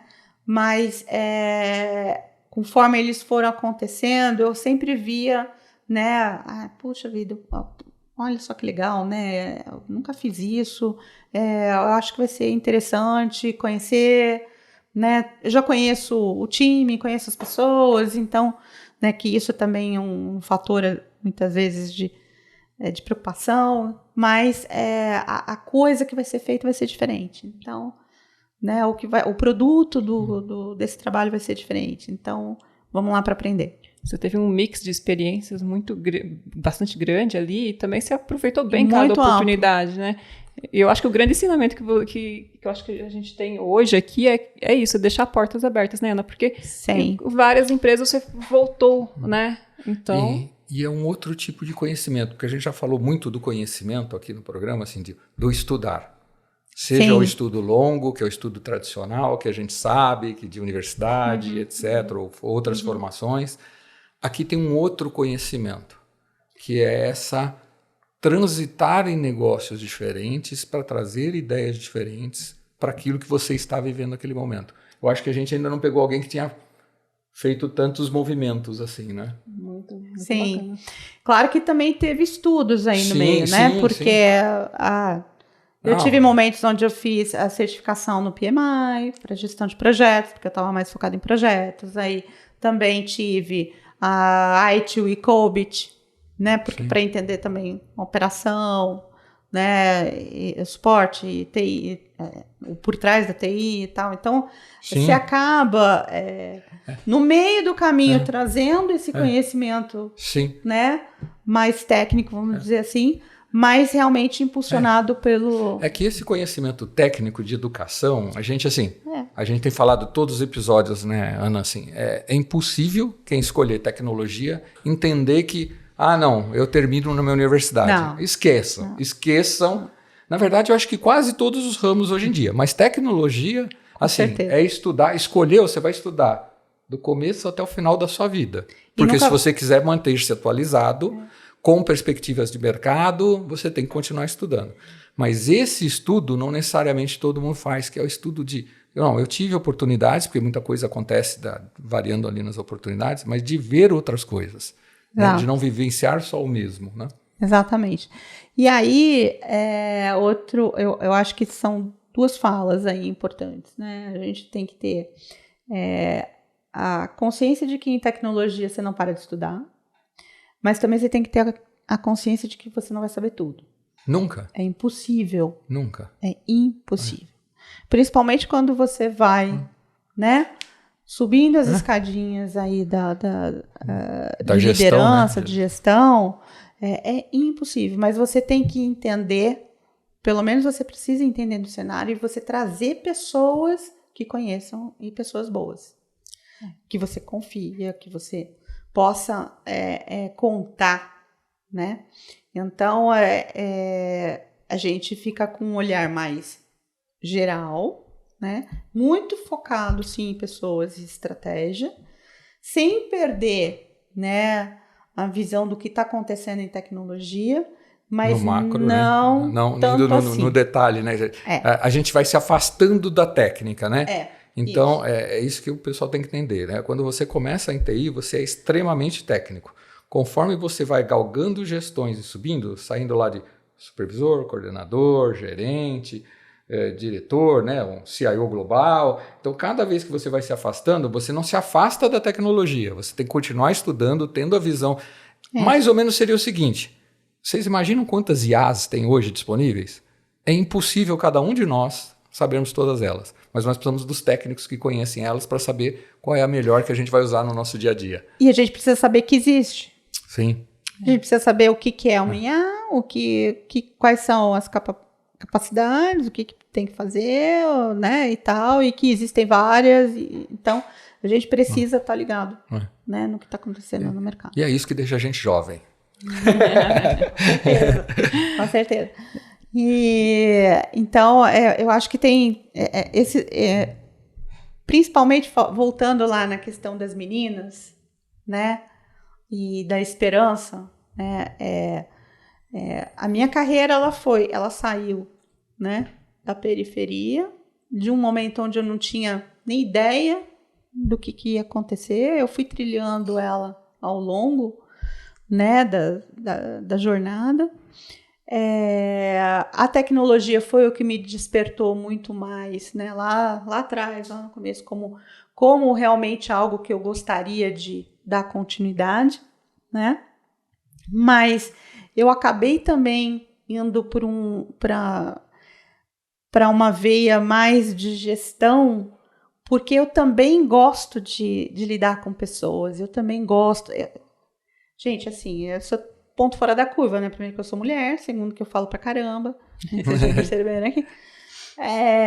E eu gosto desse contato com as pessoas, né? E nem sempre as pessoas de TI são assim. E a gente também tem que entender que, ok, tá tudo bem. E tem pessoas que não vão querer, né, galgar posições, né? E tudo bem também, tem espaço. Sim. Né? Sim. Tem espaço. O importante é cada um achar o seu espaço, onde se sente confortável. Né? Exatamente. Muito bem. Então, voltando lá nessa segunda fase da Dupont, né? Então, nós fizemos a implementação, foi um sucesso, né? Criamos as 3 empresas, baita desafio, né? A segunda, a Ernst Young, foi o maior projeto de split, né?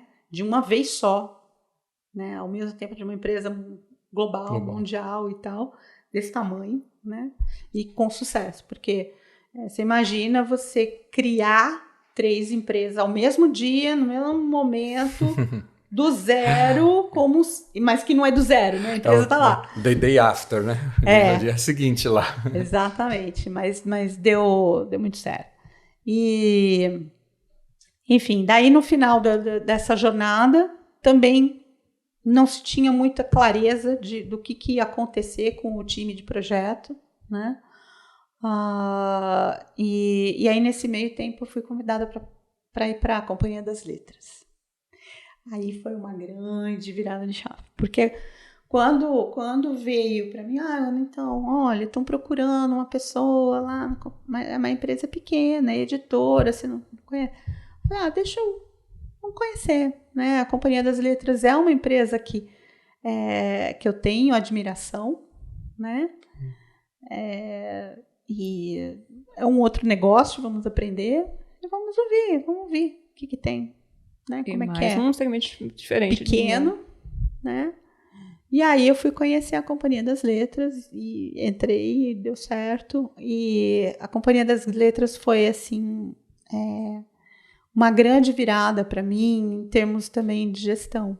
Porque imagina qual que era o desafio lá, né? A Companhia das Letras, 70% dela tinha sido adquirido por um grupo alemão chamado Bertelsmann, né?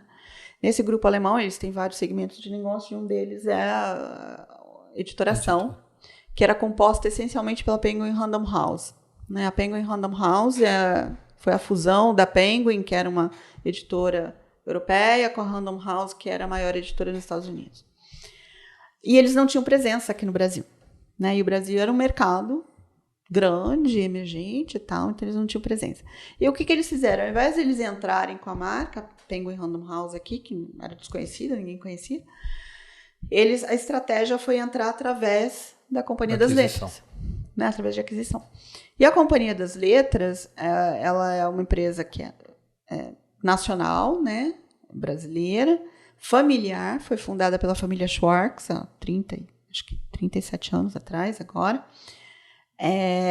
E no mercado editorial, o Louis Schwartz, que é o fundador, ele é super bem reconhecido, né? Assim, ele é um publisher, né? Renomado no mercado.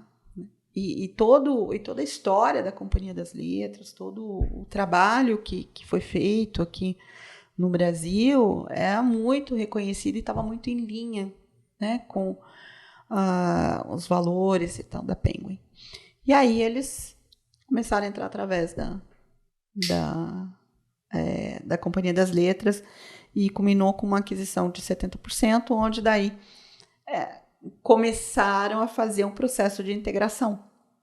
E começaram por tecnologia, né? Porque aí você começa, né, a integrar desde infraestrutura, rede, né, sistemas e tal. Então, o desafio lá para essa cadeira, né, de diretoria de TI era promover essa integração com o mundo global, quer dizer, transformar uma empresa local numa empresa global, né, com processos e tudo mais e tal. E o outro grande desafio era implementar, fazer o rollout do SAP, porque o padrão da organização era SAP, né? E aí, como implementar SAP numa editora? Aqui no Brasil, a gente não tinha expertise nisso. A única expertise foi uma outra editora que não deu certo, né? Não conseguiu fazer. Então, era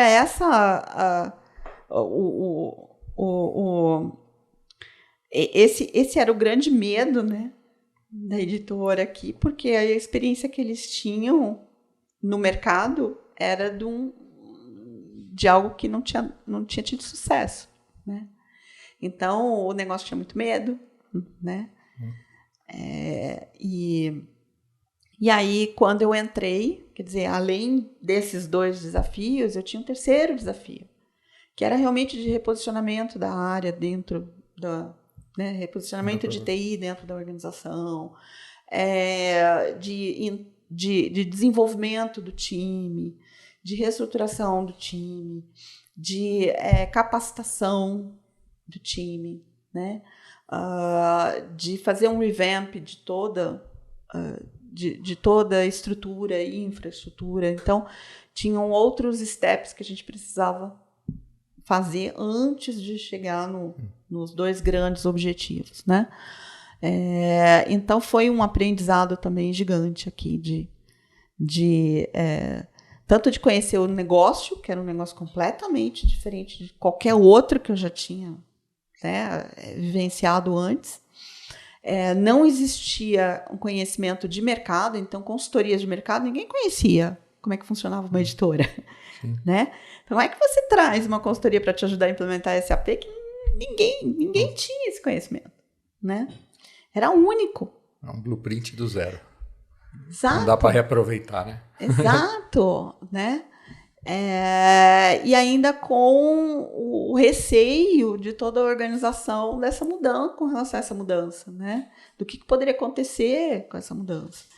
Então mas eu tive muito apoio, né? Internamente da diretoria e tudo mais para poder, e de fora, né? Eu tinha um reporte também para fora, para poder promover essas mudanças, e o time também foi muito, muito receptivo, o time foi excepcional.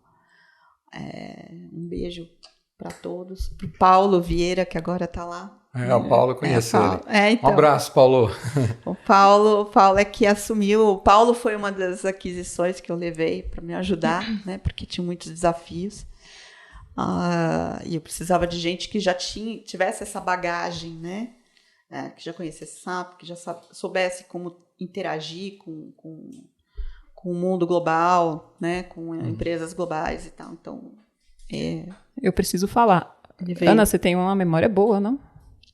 Em nome de todo mundo, né? Não é? Eu preciso falar com memória, hein? Parabéns. Obrigada.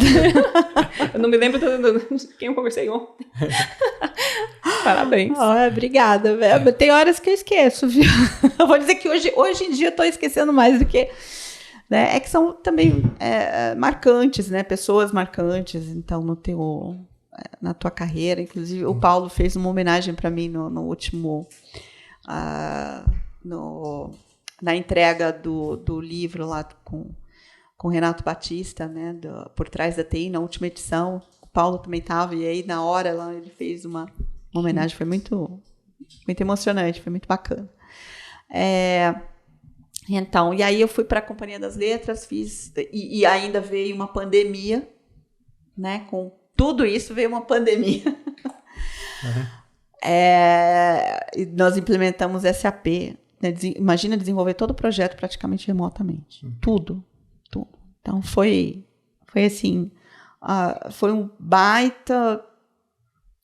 baita de uma experiência cheia de desafios, né? Eu trabalhava que nem louca, mas eu me sentia bem, era gratificante, porque a gente via resultado, a gente via as coisas acontecendo. Mostrou que é possível, né? Mostrou que o famoso impossível não é bem assim. Com o suporte, né, adequado da organização. Então, foi muito, muito bacana. Foi uma experiência, assim, com muitas entregas em 3 anos. Foi muito legal. Parabéns. E... aí até foi nesse período que eu me associei à MCIO, né, que me apresentaram a MCIO. Quem me apresentou, inclusive, a MCIO foi o Márcio Magalhães, da Sanofi, né, que era o meu diretor lá na Sanofi. E aí foi também um divisor de águas entrar na MCIO, porque foi o outro... Uau! Né? Olha isso, né? Eu estava muito distante do que estava acontecendo na própria comunidade de tecnologia, né?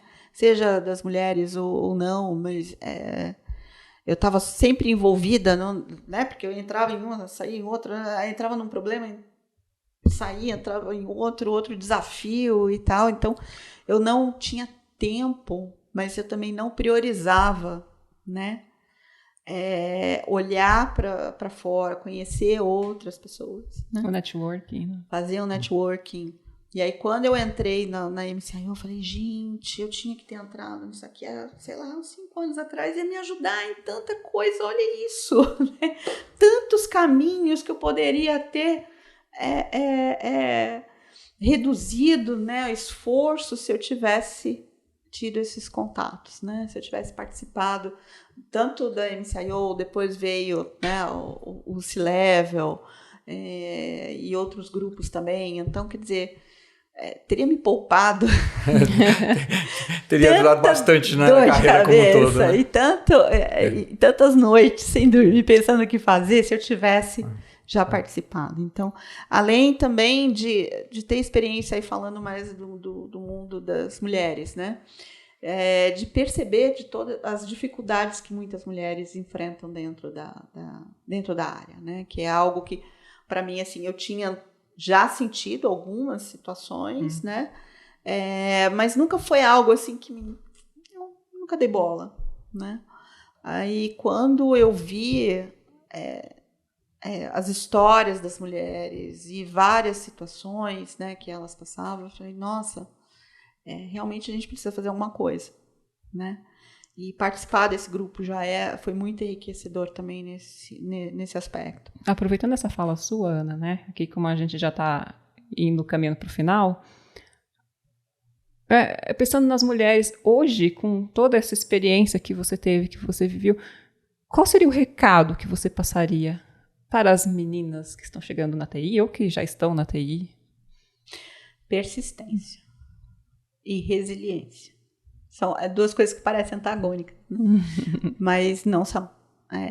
Persistência porque, sim, vai ter dificuldades. Sendo em TI ou qualquer outra área, a mulher vai enfrentar dificuldade, tá? Dentro de uma organização, enfim.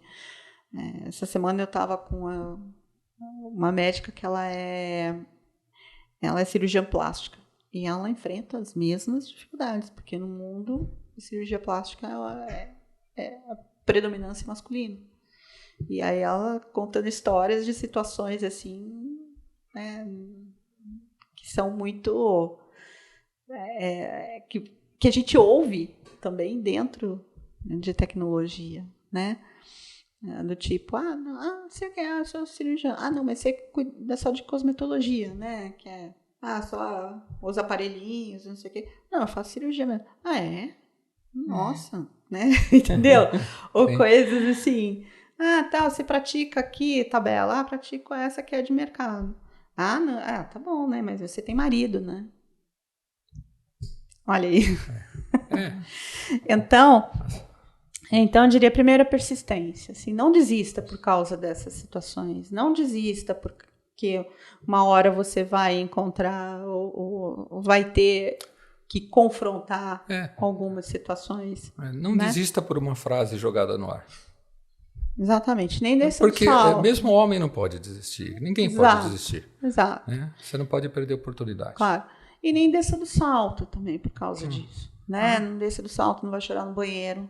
Né? A gente precisa se fortalecer e para isso tem esses grupos que hoje a gente tem vários canais, a gente tem vários grupos para se fortalecer. E mesmo os homens hoje, tem muitos que estão sensíveis também a isso. Né? Sim. Então, que apoiam. Né? Então, assim, não desista, primeiro.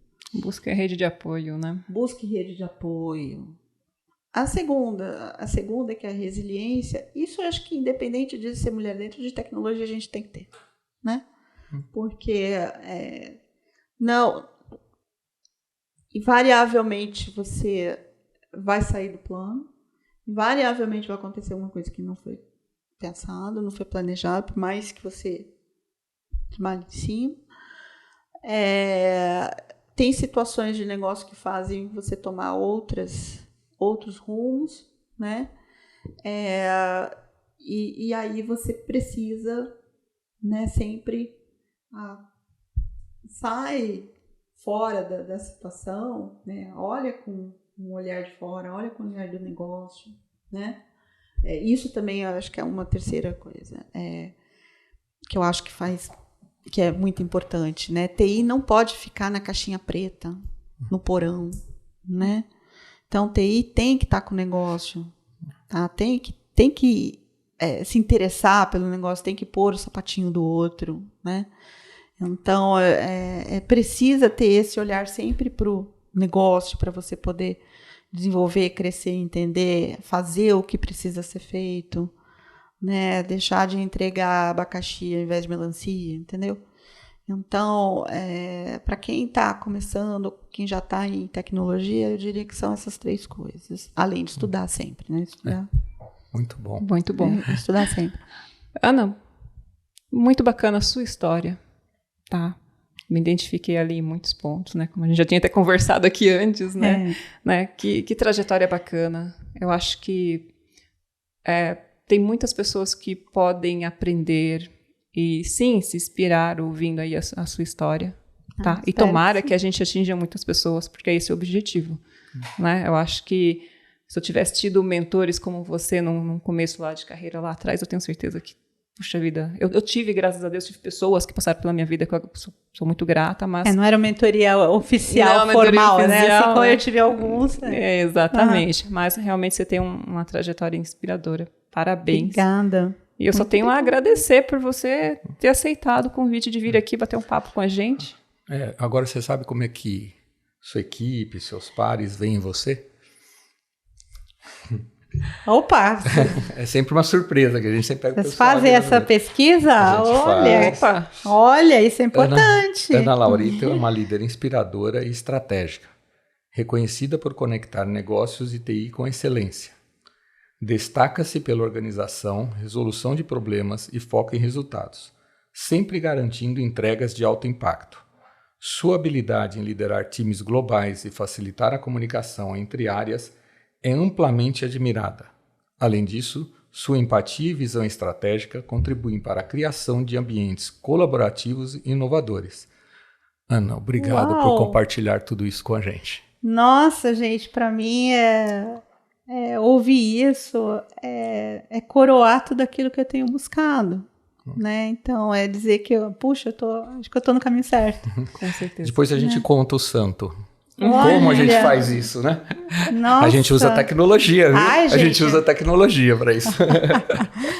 Depois eu vou pôr num quadrinho, assim, pendurar na parede. Não, mas é verdade, porque a gente pouco escuta isso das pessoas, né? Sim. E é legal, assim, a gente ter essa visão de como nós somos vistos, né? Eu vou te dizer que esse ano eu tenho tido, assim, reconhecimentos, muitas vezes inesperados, de pessoas que eu conheci há pouco tempo, né? Como eu falei, o ano passado, principalmente o segundo semestre, foi quando eu me dediquei muito para networking, conheci vocês, conheci outras pessoas, e eu tive, assim, muitos presentes de conhecer muitas pessoas muito significativas para mim, sabe? Mesmo pouco tempo de relacionamento, e eu tenho ouvido alguns feedbacks assim que me deixam muito espontâneo, completamente espontâneo, e que me deixaram muito comovida, né?